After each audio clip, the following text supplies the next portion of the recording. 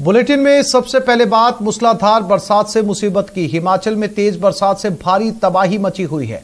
शिमला के समर हिल में बड़ा हादसा हुआ। जमीन खिसकने से 9 लोगों की मौत हो चुकी है।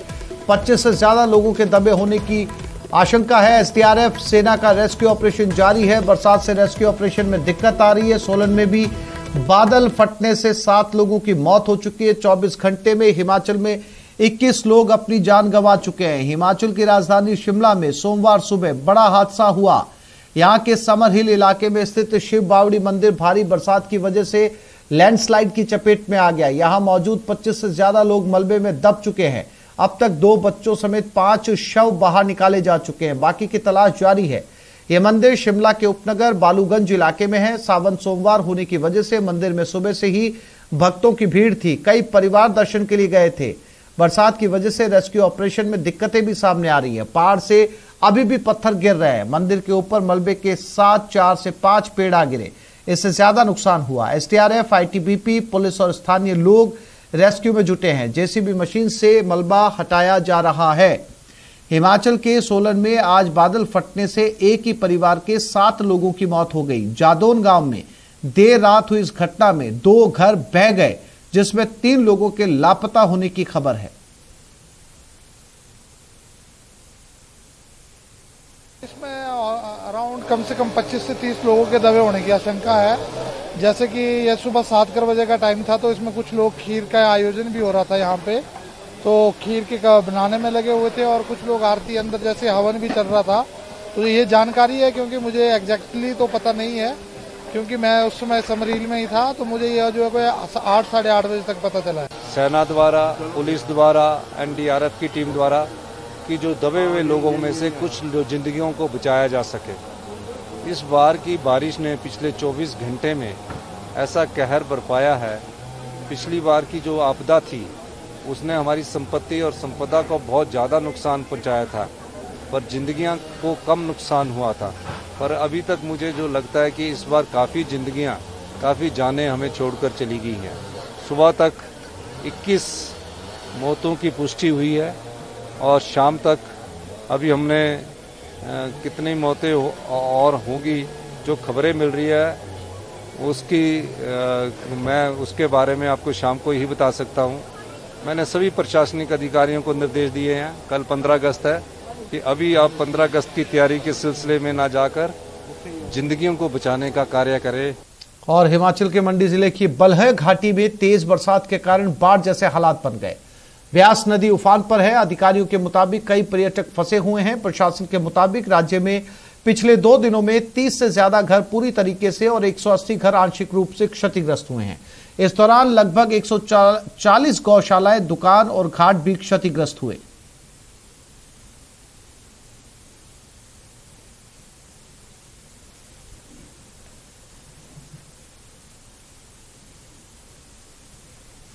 और हिमाचल के बाद उत्तराखंड में भी भारी बरसात का दौर जारी है। लगातार बरसात के बीच मालदेवता में देहरादून डिफेंस कॉलेज की इमारत ढह गई। न्यूज एजेंसी पीटीआई ने घटना का वीडियो भी साझा किया है। वीडियो में दिख रहा है कि इमारत कैसे कुछ सेकंड में ताश के पत्तों की मानिंद ढह गई। रिपोर्टर्स के मुताबिक ये बिल्डिंग 100 साल पुरानी बताई जा रही है। उत्तराखंड के कई जिलों में भारी बरसात हो रही है। कई इलाकों में फ्लैश फ्लड से हालात खराब है। देहरादून में भी गंभीर जलभराव की खबर है। शहर में जारी भारी बरसात से लोगों को कई तरह की मुश्किलों का सामना करना पड़ रहा है। यहां मंदाकिनी समेत कई नदियां उफान पर है। प्रशासन के मुताबिक मंदाकिनी नदी में बाढ़ की वजह से सड़कें बह गई। इसकी वजह से चमोली जिले में बांसवाड़ा गांव के पास रुद्रप्रयाग गौरीकुंड हाईवे बंद हो गया। अब नहीं जाना है नदी, अब उंडा गई नदी।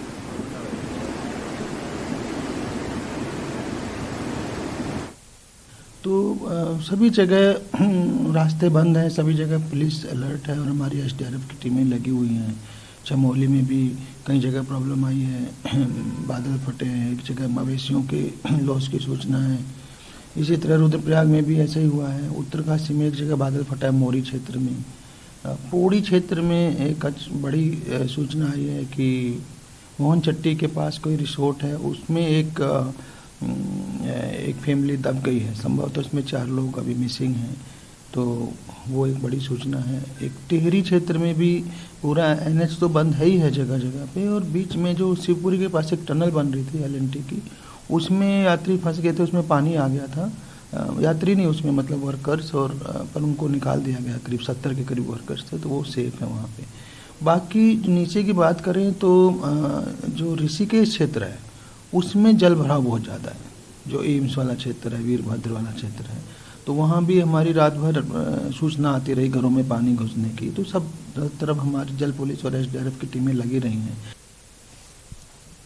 उत्तराखंड में भारी बरसात ने जमकर तांडव मचाया। वहीं ऋषिकेश के शिवाजी नगर में रंभा नदी उफान पर आने से लोगों के घरों में पानी घुस गया, जिस कारण लोग रात को ठीक से सो नहीं पाए। लोगों का कहना है कि आज से पहले रंभा नदी का ये रौद्र रूप देखने को कभी नहीं मिला।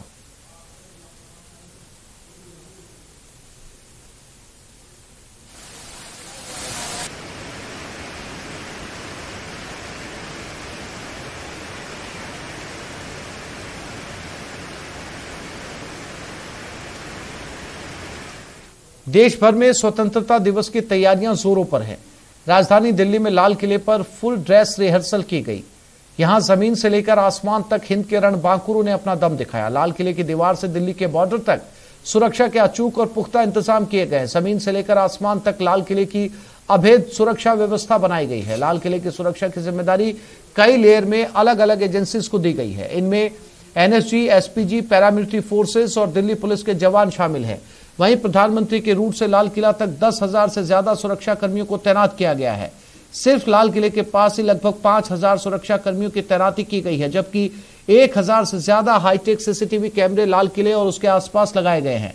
निगरानी के लिए कई मचार और मोर्चे बनाए गए हैं, जबकि लाल किले के पास किसी भी प्रकार के फ्लाइंग ऑब्जेक्ट को उड़ाने पर पाबंदी लगा दी गई है। स्वतंत्रता दिवस समारोह के लिए देश की राजधानी दिल्ली पूरी तरीके से तैयार है और इसी को देखते हुए सुरक्षा की दृष्टि से दिल्ली को अवैध किले में तब्दील कर दिया गया है। पूरी दिल्ली में 40,000 के आसपास पुलिस के जवान तैनात किए गए हैं, जो दिल्ली में हर बारी घटना पर नजर रख रहे हैं। उसके साथ साथ जहां मैं इस वक्त मौजूद हूं, यानी कि दिल्ली के दिल लाल किले की सुरक्षा व्यवस्था बेहद कड़ी की गई है। प्रधानमंत्री के समारोह के लिए यहाँ 10,000 पुलिस के जवान तैनात किए गए हैं। यहाँ की सुरक्षा व्यवस्था 5 लेयर में बांटी गई है, जिसमें NSG, SPG, खुफिया एजेंसियां, दिल्ली पुलिस के जवान और पैरामिलिट्री फोर्सेस के कमांडो तैनात रहेंगे। सामने आप ये जो लाल किले के सामने झंडा देख रहे हैं, आमतौर पर पहले यहाँ लोहे का कंटेनर होता था, लेकिन इस बार चूंकि कोविड की कोई रेगुलेशन नहीं है, ऐसे में कार्यक्रम बड़ा होना है, उसी को देखते हुए इस बार यहाँ पर इस तरीके का कपड़ा लगाया गया है। सुरक्षा इस तरीके की बारीक रहेगी कि अगर आप सामने ये सड़क देखें जहां से प्रधानमंत्री को गुजरना है, इस सड़क पर 3,000 के आसपास कैमरे लगाए गए हैं, जो फेस रिकॉग्निशन कैमरे हैं, जिनमें अगर कोई अपराधी आतंकी आता है तो वो तुरंत डिटेक्ट हो जाएगा, जिसके बाद कंट्रोल रूम में जो अधिकारी और जो लोग बैठे हैं वो वहां से तुरंत एक्टिविटी कर सकेंगे। इस पूरे इलाके में अगर आप देखें तो कुछ इस तरीके से छोटे छोटे चेकिंग पॉइंट, बैरिगेटिंग लगाई गई है और आज रात 11 बजे से कल सुबह 11 बजे तक यहाँ किसी भी तरीके का मूवमेंट नहीं होगा। डॉग स्क्वाड होंगे और कुछ इस तरीके से इस पूरे इलाके को कॉर्डन ऑफ कर दिया गया। अब आपको दूसरा पहलू दिखाता हूं मैं। सामने अगर आप देखेंगे तो इस मंदिर के ऊपर एंट्री ड्रोन सिस्टम लगाया गया है, जिससे अगर इस पूरे इलाके में कोई गतिविधि होती है तो तुरंत ऊपर से नोटिस किया जा सके। उसके पीछे जो रडार सिस्टम घूम रहा है वो इस पूरे इलाके में जो तमाम तरीके के नेटवर्क है, जैमर, उनको सीज कर देगा। इस साल स्वतंत्रता दिवस थोड़ा विशेष होने वाला है। दरअसल 77वें स्वतंत्रता दिवस के मौके पर लाल किले में होने वाले कार्यक्रम में 1,800 विशेष मेहमान शिरकत करेंगे। सरकार के जन भागीदारी कार्यक्रम के तहत इन विशेष मेहमानों को आमंत्रित किया गया है। देश की आजादी का जश्न मनाने के लिए दिल्ली में तैयारियां पूरी हो गई हैं। इसके लिए सुरक्षा व्यवस्था बेहद कड़ी कर दी गई है। वहीं इस बार लाल किले पे होने वाले इस समारोह के खास मायने हैं, क्योंकि आजादी के इस जश्न का इस बार गवाह बनने जा रहा है देश का मजदूर और किसान। सभी राज्यों से चयनित होने वाले किसान और मजदूर आज शाम तक दिल्ली पहुंच जाएंगे। वहीं कल समारोह में शामिल होंगे और प्रधानमंत्री नरेंद्र मोदी का भाषण भी सुनेंगे। वहीं इस बार लाल किले पर सभी राज्यों की झलक भी दिखेगी। इसके लिए विभिन्न राज्यों से सांस्कृतिक टोली को आमंत्रित किया गया है। उत्तर प्रदेश और उत्तराखंड से भी 70 सदस्यीय दल यहाँ पे मौजूद रहेगा और अपने अपने राज्यों की पारंपरिक वेशभूषा में नजर आएगा। वीडियो जर्नलिस्ट प्रकाश के साथ संदीप पांडे, न्यूज 18 दिल्ली। स्वतंत्रता दिवस के अवसर पर कल लाल किले की प्राचीर से प्रधानमंत्री नरेंद्र मोदी देश को संबोधित करेंगे। बतौर पीएम मोदी का ये लाल किले से देश के नाम 10वां संबोधन होगा। ऐसे में लाल किले की प्राचीर से 15 अगस्त को प्रधानमंत्री मोदी क्या बोलेंगे, इस पर सबकी निगाहें टिकी हैं। बतौर प्रधानमंत्री नरेंद्र मोदी के दूसरे कार्यकाल का यह 5वां और आखिरी भाषण होगा।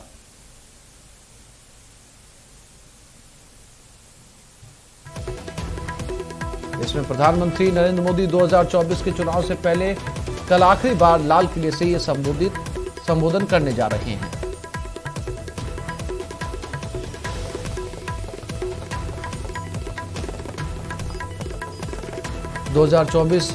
में पीएम 2024 से आगे के भारत का विजन देश के सामने प्रस्तुत करेंगे। 10वीं बार लाल किले के प्राचीर से तिरंगा फहराने वाले पहले गैर कांग्रेसी पीएम बने हैं। 9 साल के कामकाज का लेखा जोखा पेश कर सकते हैं। 2024 से आगे के भारत का विजन अपने संबोधन में रखेंगे। पीएम का कार्यक्रम के 10 अहम बिंदु अगले 25 सालों का एजेंडा जनता के सामने रख सकते हैं। इसमें सामाजिक, आर्थिक, लीगल और राजनीतिक रोडमैप शामिल होगा। पीएम पूर्वोत्तर भारत के लिए बड़ा ऐलान कर सकते हैं। भ्रष्टाचार के खिलाफ चलाए जा रहे अभियान के बारे में जानकारी दे सकते हैं। अगले 5 सालों में गुलामी के प्रतीकों से छुटकारा पाने के एजेंडे को सामने रख सकते हैं। सीआरपीसी, आईपीसी और एविडेंस एक्ट में बदलाव के लिए संसद में पेश किए गए विधेयक शामिल है। पूर्वोत्तर भारत के अंतर्राष्ट्रीय बॉर्डर बुनियादी ढांचे के बारे में जानकारी दे सकते हैं। सीमावर्ती राज्यों में अंतर्राष्ट्रीय बॉर्डर पर कार्यों के बारे में भी जानकारी दे सकते हैं।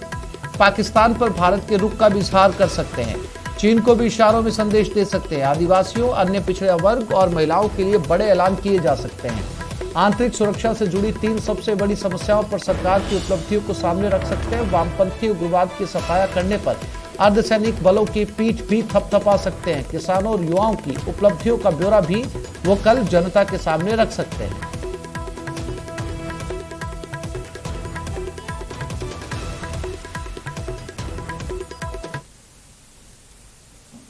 और आरयू में एबीवीपी का हंगामा। एबीवीपी ने वीसी स्टाफ को बंधक बना लिया। 200 से ज्यादा कार्यकर्ता वीसी सचिवालय में घुस गए।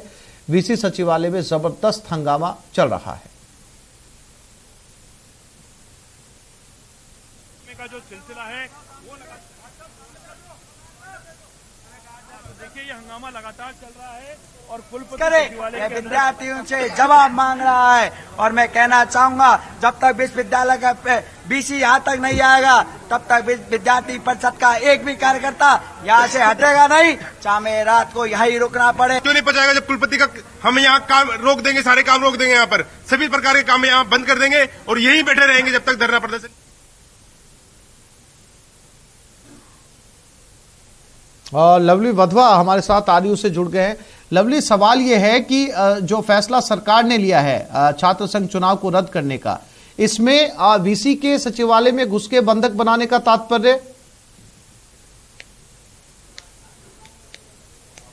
देखिए, बिल्कुल मैं आपके सवाल का जवाब जो है इन्हीं एबीवीपी के कार्यकर्ताओं से लेता हूं। ये यहाँ पर क्यों घुसे हैं और क्या मांग लेकर के ये लोग यहाँ पर आए, इनसे बात करने की कोशिश करते हैं। हमारे साथ में इनके राष्ट्रीय मंत्री होशियार हैं। होशियार, वीसी सचिवालय में सरकार का फैसला है, वीसी के पास क्यों आए आप लोग? देखिए, वीसी के पास इसलिए आए क्योंकि इनसे सरकार ने रिपोर्ट मांगी, इन्होंने नेगेटिव रिपोर्ट दी है। हम कह रहे हैं कि आप पॉजिटिव रिपोर्ट बना के यहाँ से भेजिए।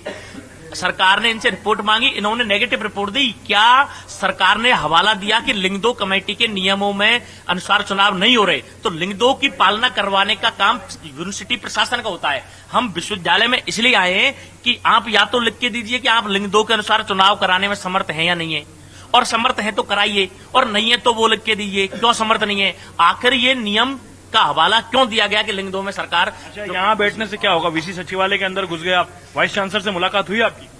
हम यहाँ बैठने के लिए नहीं आए। मैं कल भी आया था, परसों भी आया था। 1-2 दिन पहले कुलपति जी को मैंने फोन करे, ना फोन उठाते, 3 दिन से यहाँ आ नहीं रहे। तो हमने सोचा कि कुलपति जी कहीं सरकार ने दबाव में तो नहीं ले रखा है। एनएसयूआई के लोग कुलपति जी को रात को फोन करके डराते हैं, धमकाते हैं। कुलपति जी कोई दबाव बनाया कि सरकार को नेगेटिव रिपोर्ट भेजने के लिए, तो हम कुलपति जी को पूछना चाहते हैं कि आपकी क्या मजबूरी, आप मना क्यों कर रहे हो? प्रवेश परीक्षा परिणाम किस स्थिति में हमें भी बताइए, हम आपका सहयोग करेगा विद्यार्थी परिषद का कार्यकर्ता। और अगर चुनाव कराने में आप सक्षम हो तो आप सरकार को कहिए हम चुनाव करवाएंगे। सरकार कुलपतियों पर क्यों डाल रही है? तो हम कुलपति से मिलने के लिए आए थे, अब यहाँ है नहीं, हमेशा ताला लगा है, तो जब आएंगे जब तक मिलके जाएंगे तब तक बैठे। बाकी स्टाफ को आप लोगों ने बंधक बना रखा है, क्या मांगे लेकर के आए हैं आप यहाँ? देखिए, हमारी मांग है छात्र संघ चुनाव विश्वविद्यालय प्रशासन करवाए। विश्वविद्यालय प्रशासन ने और वीसी जो सारे विश्वविद्यालयों के वीसी है उन्होंने मिलकर गहलोत साहब को कहा है कि छात्र संघ चुनाव कराने हम सक्षम नहीं है। क्यों नहीं है सक्षम? आपको जब सरकार ने यहाँ बिठा रखा है तो आप छात्र संघ चुनाव कराइए, क्यों नहीं करवा रहे? लिंग दो कमेटी की पालना नहीं हो रही तो उसकी पालना कराइए। ये काम किसका, छात्रों का है या फिर प्रशासन का है? जब प्रशासन पुलिस प्रशासन को आप गेट पे खड़ा होकर कुछ सवाल जवाब करा सकते हैं, छात्रों को घेर सकते हैं, तो हम छात्र हैं, हम इनको घेर क्यों नहीं सकते हैं? हमारा भी अधिकार है हमारे छात्रों का। जब गहलोत साहब खुद कहते हैं कि मैं तो छात्र राजनीति से निकला हुआ हूँ, छात्र राजनीति से निकले हुए हो तो छात्रों का गला क्यों घोट रहे हो आप? छात्र संघ चुनाव कराइए। जब आप छात्र राजनीति से निकलते राजस्थान के 3 बार सीएम बन सकते हो, तो क्या वर्तमान पीढ़ी का छात्र राजनीति आगे आने वाले भविष्य इनसे पूछिए कि अगर यहाँ के वीसी ने रिपोर्ट जो है नेगेटिव दी है तो बाकी जो दूसरी यूनिवर्सिटी है क्या सबसे रिपोर्ट नेगेटिव गई है सीएम को? काम नहीं होगा इसलिए वो बंद कर रहे हैं। दूसरी जगह भी बैन किया गया चुनाव। देखिए, जो यहाँ के जो वाइस चांसलर है, अगर उन्होंने रिपोर्ट नेगेटिव दी है तो क्या बाकी वाइस चांसलर ने भी नेगेटिव रिपोर्ट दी सरकार को? सब जगह पूरे राजस्थान में कुछ प्रमुख लोगों ने जो रिपोर्ट दी है वो नेगेटिव दी है कि क्या ये छात्र संघ का चुनाव जो है लिंग 2 के अनुसार नहीं करा सकते, या तो सक्षम नहीं है, और सक्षम है तो फिर आपने इस तरीके की रिपोर्ट क्यों दी? और रिपोर्ट दी है तो कहीं न कहीं कौन से वाइस चांसलर ने इस तरह की रिपोर्ट दी? ऐसे कई वाइस चांसलर हैं जो सरकार के दबाव में काम कर रहे हैं, तो हम तो सरकार के खिलाफ भी मोर्चा खोलेंगे और एक बड़ा आंदोलन किया जाएगा। हमारा अभी शांतिपूर्ण आंदोलन इसीलिए चल रहा है, कल 15 अगस्त है।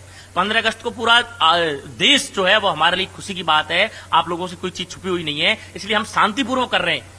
हम पहले हमारा उत्सव मनाएंगे, उसके बाद में आंदोलन करेंगे। हमारा आंदोलन तो अभी प्रारंभ हुआ ही नहीं। फिर और तैयारी कर रखी है आप लोगों ने? बिल्कुल भाई साहब, कल की पूरी तैयारी है। और गहलोत साहब ने जिस प्रकार कहा कि लिंग 2 कमेटी की छात्र नेता पालना नहीं कर रहे, गहलोत साहब मैं आपसे पूछना चाहूंगा, जब आपकी सरकार का विघटन हो रहा था तब आपने एक एक विधायक को खरीद करके आपकी सरकार को बचाया था, तब जब चुनाव आयोग के नियम कहां चले गए थे?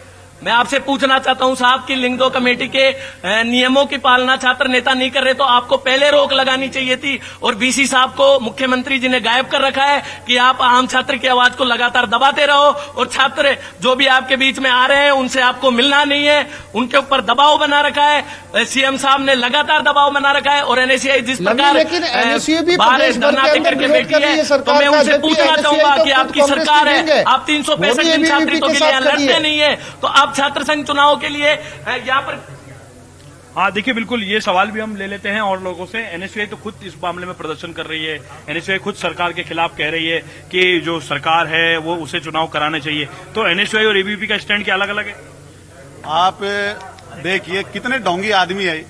इनका प्रदेश अध्यक्ष कल रात को सीएम हाउस होता है। लवली, आप बने रहिएगा, अपडेट आपसे लेते रहेंगे। जानकारी के लिए फिलहाल तस्वीरें दिखाने के लिए आपका धन्यवाद।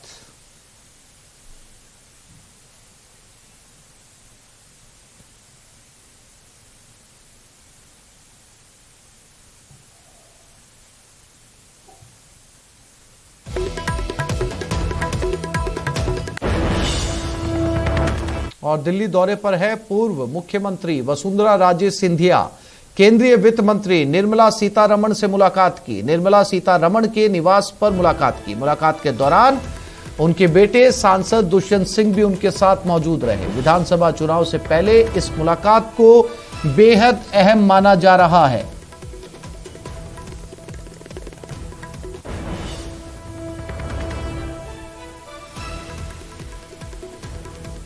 तो ये तस्वीरें हैं दिल्ली से पूर्व सीएम वसुंधरा राजे की अपने सांसद बेटे दुष्यंत सिंह के साथ। निर्मला सीतारमण के साथ इस मुलाकात के क्या सियासी मायने हैं और इस मुलाकात का मूल क्या रहा, ये तमाम तरह के कयास राजनीतिक गलियारों में हैं, क्योंकि निर्मला सीतारमण जो कि केंद्रीय मंत्री हैं, वित्त मंत्री हैं, उनके साथ ये मुलाकात हो रही है।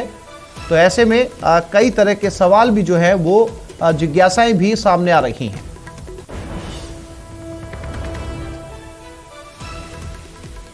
और अब बात अग्नि तांडव की।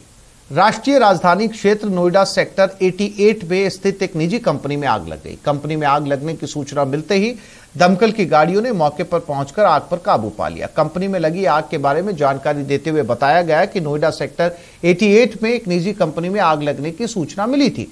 इसके बाद दमकल की गाड़ियों को मौके पर रवाना किया गया। इन्होंने काफी मेहनत के बाद आग पर काबू पाया। साथ ही अधिकारी ने बताया कि इस मामले में किसी की भी घायल या हताहत होने की सूचना नहीं है।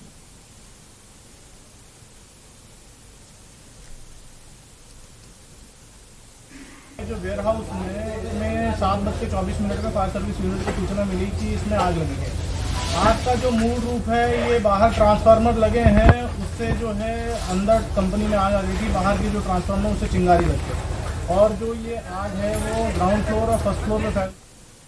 और अब बात तिरुपति की। 3 दिन पहले तिरुमाला मंदिर जाने वाले अलीपीरी फुटपाथ मार्ग पर 6 साल की बच्ची को मार डालने वाले तेंदुए को सोमवार तड़के वन विभाग के कर्मियों ने पकड़ लिया।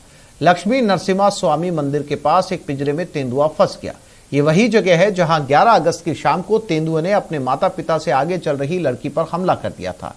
तिरुमाला तिरुपति देवस्थानम के कार्यकारी अधिकारी एवी धर्म रेड्डी ने कहा कि इसे तिरुपति एसवी चिड़िया घर पार्क में स्थानांतरित किया जाएगा। अधिकारी ने कहा कि विशेषज्ञ जांच करेंगे कि वो आदमखोर है या नहीं। वन विभाग बाद में तय करेगा कि तेंदुए को कहां छोड़ा जाए।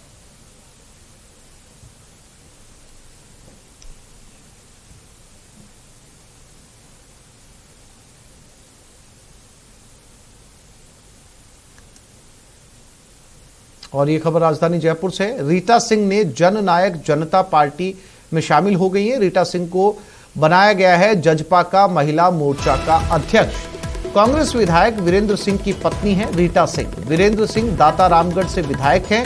पूर्व कांग्रेस अध्यक्ष और वरिष्ठ नेता नारायण सिंह की पुत्रवधू है रीटा सिंह। रीटा सिंह पूर्व में सीकर की जिला प्रमुख रह चुकी हैं। जेजेपी के राष्ट्रीय अध्यक्ष अजय चौटाला ने नारायण सिंह को हराया था। दाता रामगढ़ से चुनाव लड़ने की तैयारी में है रीटा सिंह।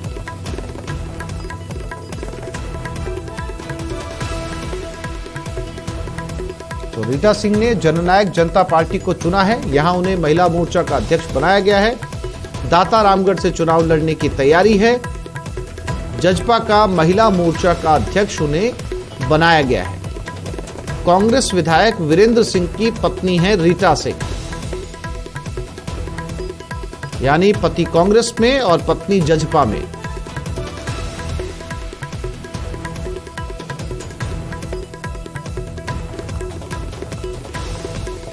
रीटा सिंह पूर्व में भी सीकर जिले की अध्यक्ष रह चुकी हैं। अभी फिलहाल वो दाता रामगढ़ से चुनाव लड़ने की तैयारी कर रही हैं। जननायक जनता पार्टी में रीटा सिंह शामिल हुई हैं।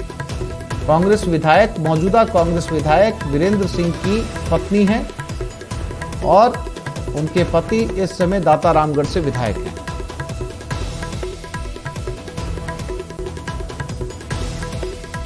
और ये खबर डीग से है। जमीनी विवाद को लेकर जंग हुई, 2 पक्षों में मारपीट हुई। मारपीट में एक महिला समेत 2 लोग घायल हुए। डीग सदर थाना इलाके के जाटोली थून गांव की एक घटना है।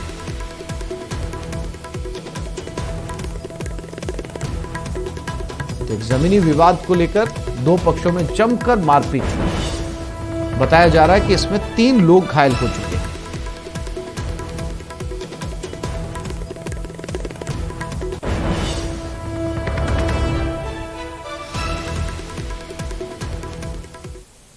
और ये खबर श्रीगंगानगर से। पानी की मांग को लेकर हल्ला बोल। सिंचाई पानी की मांग को लेकर किसानों ने धरना दिया। साधु वाली पुलिया पर किसान धरने पर बैठे। सिंचाई पानी की मांग को लेकर प्रदर्शन कर रहे हैं। सभी विधायकों का धरना स्थल पर पुतला लगाया गया है। जिले के सभी 6 विधायकों का पुतला दहन किया जा रहा है।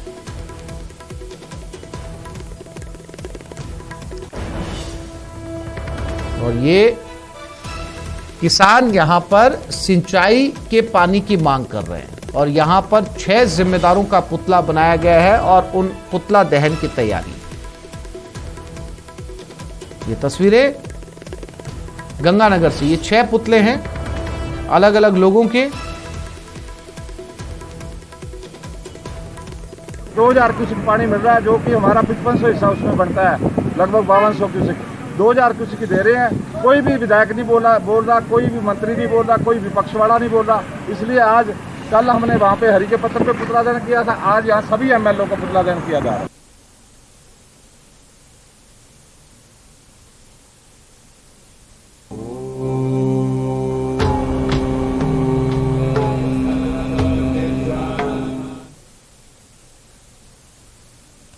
आज सावन का छठा सोमवार है। सुबह से ही शिव मंदिरों में भगवान भोले के जलाभिषेक के लिए श्रद्धालुओं की भीड़ उमड़ने लगी है। पूरा मंदिर परिसर महादेव की गूंज से गुंजायमान है। इस बार ज्यादा मास लगने की वजह से सावन 59 दिनों का हो चुका है। आपको बता दें कि सावन में भगवान शिव के जलाभिषेक का खास महत्व है।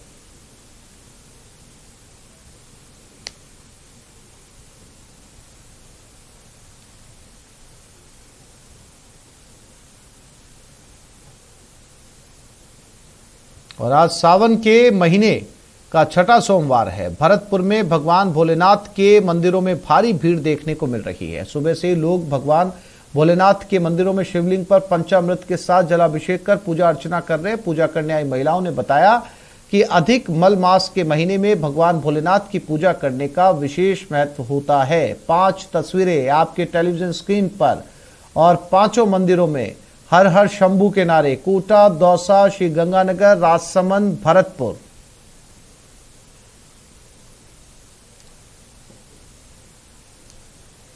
तो ये तस्वीरें आज, चूंकि इस बार सावन 59 दिनों का पहुंच गया है, तो एक और सोमवार सावन के महीने में और आज के दिन शिव की पूजा करने का खास महत्व होता है, विशेष फल मिलता है।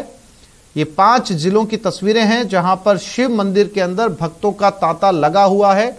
जलाभिषेक यहां पर किया जा रहा है। तो इस बुलेटिन में फिलहाल इतना ही। नमस्कार।